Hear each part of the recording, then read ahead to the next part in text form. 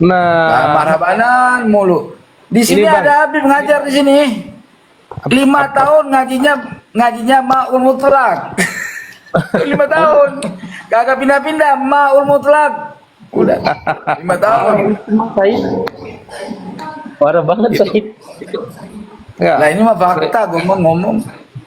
enggak. Saya itu denger di Ini podcastnya itu loh, podcastnya Raja Dangdut tuh loh, tentang cerita habaib itu kayak oknum-oknum habaib kayak gitu kok miris juga ya, Tengku ya. Di sisi lain kita ini eh, khawatir kalau kita ini tidak menghormati mereka, tapi di sisi lain kalau denger podcastnya kayak gitu gimana gitu. Datang-datang Ih, minta jangan duit. dipercaya. Ente nggak percaya sama cerita keramat Mbak Alawi kan? Udah nggak apa ya? Nggak bisa dinalar dengan nalar ilmu syariat kan? Nah, Iya nah. kan? Ya walaupun karomat itu kan nggak ada urusan sama syariat kan? Nah. Ya kita aja nggak bisa memahaminya dengan kaget-kaget lah, masa gitu sih, masa gitu kan Waalaikumsalam. Hmm. Masa kono sih kok gitu sih kan gitu kan. Hmm. Jangan percaya. Maksudnya Kesampaian saya sendiri tidak salah. enggak, maksudnya jangan percaya di situ antum meragukan sumber pembawa beritanya tentang oknum habaib itu. Saya Atau gimana? meragukan, Hmm. saya meragukan. Berarti antum Karena menganggap cerita itu cerita palsu gitu ya, mengada-ada. cerita palsu, dia ada. Yang di podcast Roma Irama itu. Cerita yang kayak mana? Podcast Romero itu gimana maksudnya? Oh, itu kan ada yang ketua PWI Jawa Barat. Itu dia menceritakan oknum habaib banyak sekali ngedatengin rumah dia, selalu minta uang gitu loh waktu dia jadi muhibbin. Antum coba dengerin dulu Tengku. Nanti antum kamu antum bawakan Nggak apa-apa alat. cerita aja, nggak apa-apa cerita aja. Nah, ini misalnya nih yang saya ingat aja ya dari banyak cerita itu kan dia panjang berjam-jam tuh cerita. Apa namanya? Tiba-tiba ada orang datang ke rumah Kiai itu yang ketua PWI Jawa Barat itu. Nah, orang itu ngaku sebagai habaib. Kebetulan dulu orang itu tuh termasuk muhibbin. Ngaku bertamu minta uang. Tapi nanti begitu dikasih uang, tahu-tahu ada nanti orang lain ngaku habaib lagi datang.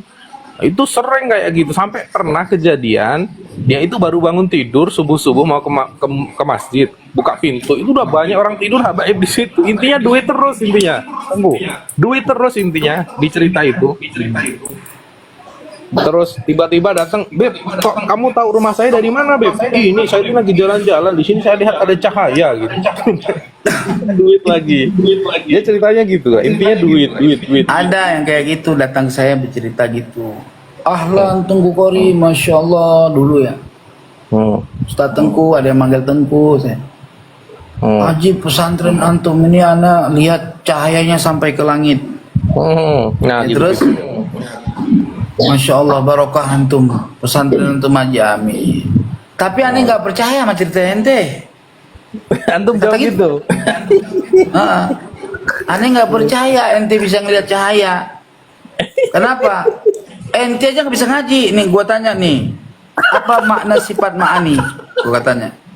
Kenapa? Gua nanya terus, apa makna sifat ma'ani? Ente nggak yakin kepada habaib? Kagak, gua mah nggak percaya sama habaib kayak ente nggak percaya. Kata gitu. Makanya nggak ada yang datang ke sini. Oh iya. Nggak ada yang- Pada takut. Jadi, ya gua katain aja. Nih ada lagi Habib ke sini marganya Al Haddad. Nah, Ngomong subakul. Ente bisa tahuin nggak makna wajib mustahil jaiz, tahu nggak? Nggak tahu. Terus aneh tanya, ente tahu nggak dalil ijmali terhadap makna wujud Allah? Nggak tahu. Berdasarkan kata Said As-Sanusi Al-Hasani, antum itu kafir. Berarti murtad ente keluar daripada sanad nasab Nabi. Ya, kata gitu. Saya kasih lihat Kifayatul Awam. Wal muqallidu kafirun, kan qala Sanusi kan? Ya kan? Benar-benar. Di kitab Kifayatul Awam qala al-Imamu As-Sanusi wal muqallidu kafirun. kita nggak kupas secara tafsil, matan aja. Ya, mukallid itu kafir kata saya. Ente Habib mukallid, ya kan? Bukan ma'rifah, mukallid, kafir, nasab ente batil, keluar. Mau ngaji tauhid mah, kata gitu. Enggak, itu antum ngomong kayak gitu pas antum sama Imat masih satu Lo saya barisan. di sini difitnah segabus nih dulu nih, saya dikata apa? Habib palsu saya mah. Sama Abu Alawi itu dikata Habib palsu, ustadz yang golil adab, enggak muhibbin sama habaib. Tapi orang banyak kepengaruh gua juga, banyak ustadz gua bilang, lu jangan kena tipu sama Habib. Udah dengkul semua itu pada. Kata gitu dulu ya. Ini kalau ada yang dengar cerita antum nih, kayak antum kayak orang PWI akhirnya. Masih kayak pendiri PWI yang belum bergeser. Oh enggak, saya itu sporty bang. Saya itu nggak nerima yang salah. Muhabib, tapi saya muhibbin sama habaib yang alim. Saya cinta sama gitu. ahlul bait Nabi yang alim, yang alamah. Ya, di sini yang ngajar di sini nih pernah maulid nih, Habib Nagib. Walaupun ada perbedaan pendapat sama saya. Habib Nagib berkeyakinan ya kalau Nabi Muhammad itu lahirnya dari lubang farad.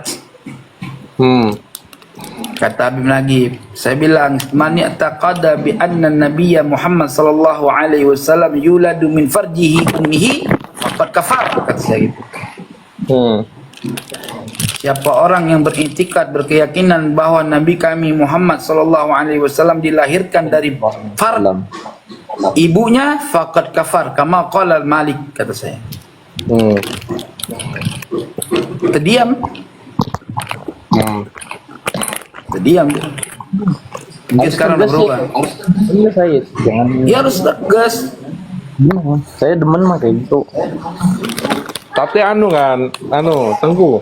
Tapi itu kan bukan nas hadis kan yang antum bawakan kan? Qaul ulama ya.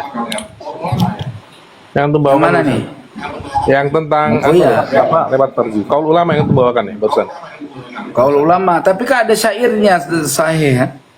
Lam yahtalim qatu taha mutlaqan abada wa mata dha'aba aslan fi mada zamani. Artinya Nabi tak pernah bermimpi malam hari selamanya, menguap pun tak terjadi pada Nabi yang mulia. Nah, nggak pernah, ya kan?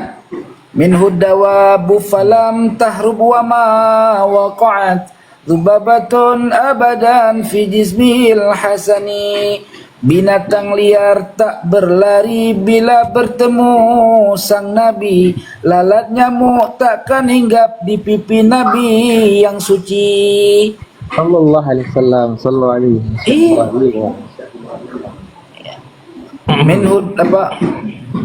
Minhud dawabu falam tarub maqad zubabatun abadan fi jismil hasan bi khalfihi ka amami ruyatun sabatat wa la yura athru baulin minhu fi alani. Masya Allah, semua para nabi nggak ada yang lahir dari lubang farad, nggak ada. Hatta Nabi Isa nggak lahir dari lubang farad. Kami akidah Ahlussunnah wal Jamaah beriktikad demikian. Nabi itu lahir di atas pusar semua. Kalau tentang Ahlussunnah wal Jamaah itu, kalau tentang Ar-Rahman 'alal arsy istawa itu memang ya, harga mati untuk ditakwil ya. Oh gini, kalau Ar-Rahmanu 'ala arsy istawa, kamu mau maknain kayak mana? Kalau saya tafwid. Oke, tahfidz yang kamu maknakan macam mana? Pokoknya semua maknanya saya tidak tahu. Saya tafwid bisukut. Saya mendiamkan dan saya ingat hadis Nabi, jangan memikirkan zat Allah tapi pikirkanlah ciptaan Allah. Itu posisi. Kan ini kita nggak bicara zat, kita berbicara tentang sifat.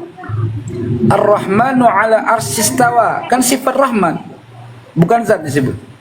Ar-Rahman, Allah yang mempunyai sifat Rahman beristiwa 'alal arsy istawa, di atas aras. Ayo, gimana maksudnya? Iya, Tafwid, kalau takwil itu gak ada masalah. Cuman Oh, gitu. tafwid itu Kalau bagaimana muradnya? Murad tafwid gitu loh. Nih, tak kasih contoh nih. Said, Kasih contoh nih. Said. Nih. Ar-Rahmanu ala arsistawa. Beginikah? Di atas aras, ini aras, apakah ini Ar-Rahman? Allahu alam. Iya, ini harus dipahami dulu. Wallahu alam gampang. Fi wilayati ta'lim wallahu alam setelah selesai nanti masalah baru wallahu alam. Benar, benar. Oh. Jadi apakah yang dimaksud Ar-Rahmanu 'ala arsyistawa begini? Ini tahu apa? Aras, ini Allah istiwa. Nah, itu harus paham dulu. Maka sepakat ahli sunnah wal jamaah, walau minasyiah, sekalipun dari golongan syiah, dia memaknakan Allah tidak beristiwa di aras, itu maknanya. Tidak bertempat di aras. Berarti maknanya Allah irtifa'a, lebih tinggi. Istaula, isti'la. Ya, jadi Ar-Rahmanu 'ala arsyistawa, Allah zat yang Maha Rahman beristiwa, ya, tidak pada makhluknya, lebih tinggi daripada makhluknya. Jadi makna istiwa itu apa? Makna istiwa menguasai. Karena yang tadi, ini kan tadi kayak gini, ala tadi. Bukan lafaz Ar-Rahmanu bil arsyistawa. Ah, itu baru beda. Coba, apa beda Ar-Rahmanu bil arsyistawa dengan Ar-Rahmanu fil arsyistawa dengan Ar-Rahmanu 'alal arsyistawa? Bedanya coba. Kalau itu? Kalau ala kan di atas. Ala itu kan tidak nempel kan? Kalau dalam percakapan sehari bisa nempel, bisa tidak. Enggak, kita bicara Al-Qur'an, gini. Kalau kita berbicara dengan sehari-hari, ya. Gini, Al-kitabu 'alal meja, apa bahasa Arabnya? Al-kitabu 'alal maktab. Al-kitabu 'alal maktab. Yang dimaksud Al-kitabu 'alal maktab apa nempel? Nempel, bisa nempel. Enggak. Al-kitabu bil maktab. Kitab itu di meja baru nempel. Kalau Al-kitabu 'alal maktab itu kitab yang ada di atas meja. Gitu loh. Oh, bisa. Enggak bisa nempel sama meja. Oke, bisa. Gitu loh. Terus ada lagi lafaz al-maktabu fil maktab. Bagaimana maksudnya? Di dalam unsur. Gitu loh. Waalaikumsalam. Berarti adanya misalkan di kolong meja. Pokoknya di dalam bagian meja. Bentar, tunggu. Kalau isbat makna, itu tapi bila kaif, apa itu sudah masuk standar mujassimah? Bila kaif, maksudnya bila kaif gimana? Misalnya dia mengisbat Allah di atas. Tapi dia bila kaif tidak usah nanya-nanya bagaimananya. Bila kaif. Isbat bila kaif. Itu fasik nggak murtad, bukan mujassimah. Oh, baik. Jadi itu sebenarnya dari Ahlus Sunnah wal Jamaah yang antum pahami itu fasik, bukan kufur, bukan. Fasik. Naam. Haram haram hukumnya memberikan statement Allah di atas itu udah haram karena mengandung makna bermacam-macam nanti sehingga orang salah faham. Maka itu haram. Walaupun fil hakikat Fasik ya, Pak. Antum membawa jawaban fasik ini, mohon maaf, ada rujukannya tentang jawaban fasik perkara itu. Ada di kitab ini, di kitab Al-Fatawil Hadithiyah Imam Ibnu Hajar Al-Haytami. Nah, kalau mujassimah yang real tuh gimana, Tengku? Mujassimah yang bener-bener Mujassimah ini tikotnya begini, Allah Subhanahu wa taala ada bertempat di atas, di bawah, di kiri, di kanan. Sebagaimana manusia, artinya Allah bertajsim. Iya, disamakan dengan makhluk. Gitu. Sifatnya. Iya, itu mujassimah, tajsim. Iya. Saya suka heran itu sama orang Mujassimah yang mengatakan Allah di atas aras. Kenapa di ayatnya itu kan Allah pakai Ar-Rahman ya, bukan nggak langsung Allah ala rasis tawa ya? Nah, ini anu lagi nih. Pemikiran baru nih. Oke, diskusikan coba kita. Ada lagi kayak gini nih, kata-kata Allah punya tangan tapi tidak sama Iya. dengan makhluknya. Nah itu Ya, nggak masuk banyak khawari, yang ini nggak bilang masuk ya mujassimah.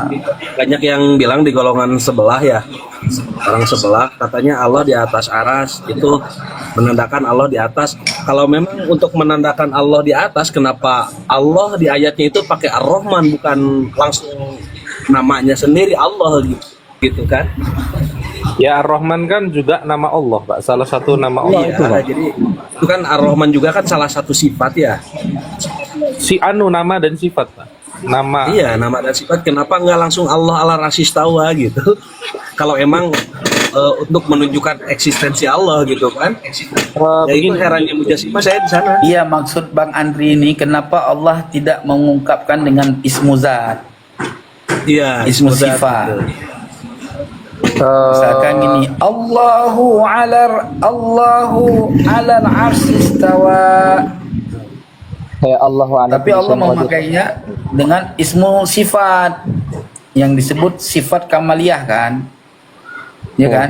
Kan sifat nama zat Allah kan cuma satu, nggak ada lain kan? Allah aja kan. Selain daripada Allah kan nama sifat kamaliyah namanya. Antum Ada pernah nama sifat zatiyah, sebentar. Nah, Ada nama sifat zatiyah, ada nama sifat kamaliyah. Nah, sifat zatiyah itu unsur pada zat, bukan kamaliyah. Misalkan kayak kita kan ada sifat zat, unsur pada zat. Apa? Fana, ya kan? Hudus, ya kan? Mumasalah, ya kan? Hawadir. Ajaz, ya kan? Jahlun, ya kan? Nah, itu kan sifat zatiyah kita kan? Iya. Nah, kamaliyahnya kita apa? Alimun, ya kan?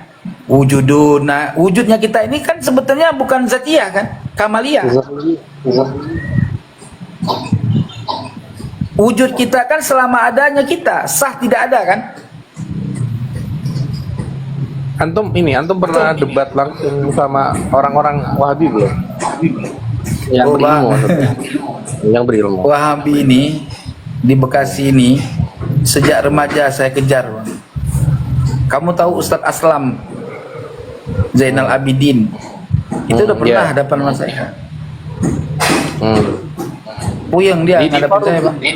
di forum itu atau Di maksudnya- forum saya sampai diutus rombongan dia waktu berdebat sama Ustadz Aslam itu LC itu saya dilayanin sama Sofyan, Ustadz Sofyan di musola, KO dia berdebat sama saya, ujung-ujungnya saya dilaporin ngedar ganja, masuk penjara saya sebentar. Kok bisa gitu saya? Iya, gara-gara saya dari ngerokok. Wahabi mungkin polisi ya. Ya, saya ngerokok ceritanya. Pas saya ambil rokok, tinggal 2 batang, sisa 1 batang kalau di tangan satu kan. Saya tawarkan Ustadz itu, Ustadz mau rokok? Dia jawab, saya nggak ngerokok, daripada punya uang beli rokok, mendingan saya beli apa gitu. Oh iya, enggak masalah, Ustadz nggak mau. Ada yang jawab, masa Ustadz ditawarin rokok gitu? Saya jawab, ya enggak masalah Ustadz saya tawarin rokok, kecuali Ustadz saya tawarin ganja. Nah itu baru, mau nggak Ustadz ganja? Gitu. Nah itu dilaporin saya. Dengan adanya manipulasi data dan sebagainya. Nah, kitab Abnaul Imam ini termasuk dalam kategori beberapa manipulasi data yang telah dilakukan Balawi. Jadi ada yang namanya disebut dalam istilah ilmu sastra Arab itu disebut dengan kitabatun manhulah. Jadi tulisan-tulisan yang palsu. yaitu nisbatul kitabah ila ghairi katibihi li gharadin. Jadi adanya sebuah tulisan yang dinisbatkan kepada bukan penulisnya li gharadin, untuk suatu tujuan. Nah, selain kitab Abnaul Imam, itu sudah ada beberapa kitab yang dipalsukan oleh penulis-penulis Balawi. Seperti kitab Ar-Raudul Jali yang dinisbatkan kepada Murtada Az-Zabidi, seorang ulama besar. Ya, pada tahun 1205 Hijriah beliau wafat. Kemudian Hasan Muhammad Qasim dari Mesir diminta oleh seorang Balawi yang ada di Mesir untuk menciptakan sebuah kitab palsu yang di situ menyebut nama Ubaidillah atau Abdullah. Kemudian ditulislah kitab Ar-Raudul Jali itu, kemudian disubstitusikan sebagai karya daripada Imam Murtada Az-Zabidi. Dan itu sudah diteliti oleh pakar filolog dari Yaman, yaitu Abu Bakar Badzib yang merupakan pembela Balawi juga. Tetapi ketika Abu Bakar Badzib ini memberikan kata sambutan di dalam tahqiqnya dalam kitab Ar-Raudul Jali itu, beliau jujur mengatakan bahwa kitab ini sangat sulit untuk dinisbatkan kepada Murtada Az-Zabidi. Kenapa Badzib mengatakan sangat sulit? Karena dia pendukung Balawi. Kalau Imaduddin Usman mengatakan bahwa jelas-jelas kitab ini adalah kitab palsu yang dikarang oleh Hasan Muhammad Qasim 50 tahun yang lalu dari hari ini, kemudian diasosiasikan, disubstitusikan sebagai karya dari Murtada Az-Zabidi. Yang kedua adalah kitab Tarikh Sambal Hadramaut. Kitab Tarikh Sambal atau Tarikh Hadramaut yang dikarang katanya oleh seorang sosok yang bernama Sambal, Syekh Sambal, yang katanya dia hidup di abad ke-10 Hijriah. Tetapi ketika Serjen, seorang peneliti dari Barat, meneliti kitab ini, maka disimpulkan kitab ini adalah kitab palsu yang dikarang oleh sosok yang fiktif. Kemudian juga kitab Tarikh Ibnu Hisan. Ini Ibnu Hisan sosok yang historis. Dia hidup abad ke-9 Hijriah, menulis sebuah kitab sejarah, Tarikh Hadramaut Ibnu Hisan, kemudian hilang. Nah, setelah hilang diciptakan kembali oleh Muhammad Abdullah Al-Habsyi dengan di dalamnya menyebutkan Faqih Muqaddam. Nah, kemudian kitab itu menurut para peneliti di Yaman juga, bahwa kitab ini tidak bisa dinisbatkan kepada Ibnu Hisan karena di dalamnya sudah ada interpolasi, penambahan-penambahan yang dilakukan oleh muhakkiknya, yaitu Abdullah Muhammad Al-Habsyi. Ya. Hal-hal yang semacam ini terjadi juga pada Abnaul Imam ini. Abnaul Imam ini jelas kitab palsu yang kepalsuannya sudah diteliti oleh para ulama ahli nasab. Misal, seorang peneliti nasab yang bernama Al-Qaraja dalam kitab Al-Kafil Muntakhab halaman 106 sudah mengatakan di dalam kitabnya Al-Kafil Muntakhab halaman 106 bahwa kitab Abnaul Imam adalah kitab yang termasuk dalam kategori manhulah. Kitab manhulah, pakai hak ya, manhulah, yaitu kitab yang palsu, kitab yang nisbatul kitabah ila ghairi qaili. Penisbatan sebuah kitab bukan kepada pengarangnya. Siapa pengarangnya? Pengarangnya ya Yusuf Jamalul Lail itu. Dia menarik-narik nama Abul Muammar Yahya Toba-Toba. Abul Muammar Yahya Toba-Toba itu memang seorang ulama dari kalangan Syiah. Dia mempunyai kitab yang namanya Syarhul Lumah Ibnul Jinni. tetapi tidak mempunyai kitab yang namanya Abnaul Imam fi Misr wa Syam. Dari mana keterangan itu? Silahkan buka kitab Al-Kuna wal Alqab karya Syekh Abbas Al-Qummi, juz 2 halaman 133. Kemudian buka juga kitab Mu'jamul Mu'allifin Umar Ridha Kahalah, juz 13 halaman 226. Buka juga kitab ketiga Hadiyatul Arifin, juz 2 halaman 519. Keempat, buka juga kitab Al-A'lam, juz 8 halaman 164. Di dalam kitab-kitab yang saya sebutkan tadi, biografi dari seorang Abul Mu'ammar Yahya itu lengkap. Dia punya kitab apa, dia hidup kapan, kemudian punyakah dia kitab yang bernama Abnaul Imam? Tidak ada. Tidak ada berita seorang Abul Mu'ammar Yahya bin Toba mempunyai kitab yang bernama Kitab Abnaul Imam fi Misr wa Syam. Nah, kalau misalnya pembela Balawi ingin menjadikan Abnaul Imam ini menjadi salah satu maraji', maka silahkan buktikan bahwa kitab Abnaul Imam ini memang dikarang oleh Abul Mu'ammar. Mana manuskrip aslinya yang di mana di situ dikatakan Abul Mu'ammar adalah sebagai penulis kitab ini? Tidak ada.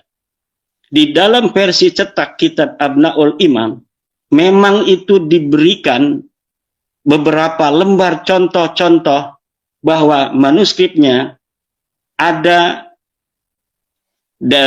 dipegang oleh pentahkik, dan ini contoh-contoh manuskripnya diberikan 2 lembar atau 3 lembar. Tetapi saya melihat cara menulisnya itu cara menulis yang baru, walaupun dia legok-legokan seperti gaya khat-khat dari masa lalu. Kenapa? Karena memang praktik-praktik manipulatif dari kaum Ba'alawi ini, algoritmanya ini saya sudah tahu. Dari versi pentahkikan, dari bagaimana kitab-kitab manuskrip yang tidak dicetak, kemudian dijadikan maraji dalam perdebatan, hanya nama, ada yang seperti itu. Ada juga manuskrip yang diberikan kepada halayak, seperti manuskrip Al-Jawharus Safaf karya Al-Khatib. Nah, tetapi sebelumnya mereka itu harus mengarang, memalsukan sebuah kitab masa lalu, seorang ulama terkenal, Qiladatun Nahar misalnya. Kemudian Qiladatun Nahar ini banyak mengutip kitab Al-Jawharus Safaf ini. Seakan-akan kitab Al-Jawharus Safaf karya Al-Khatib betul-betul pernah ada di masa lalu. Nah, jadi praktik-praktik manipulatif semacam itu, algoritmanya sudah nyata, terang benderang. Bahkan seorang Ba'dzib yang hari ini masih hidup, kalau misalnya Ba'lawi itu betul-betul mau membuktikan kebenaran nasabnya berdasarkan kebenaran, maka seorang Ba'dzib yang sering datang ke Indonesia itu akan dipakai oleh Rabita Alawiyah untuk melawan saya. Dan saya yakin Ba'dzib tidak mau.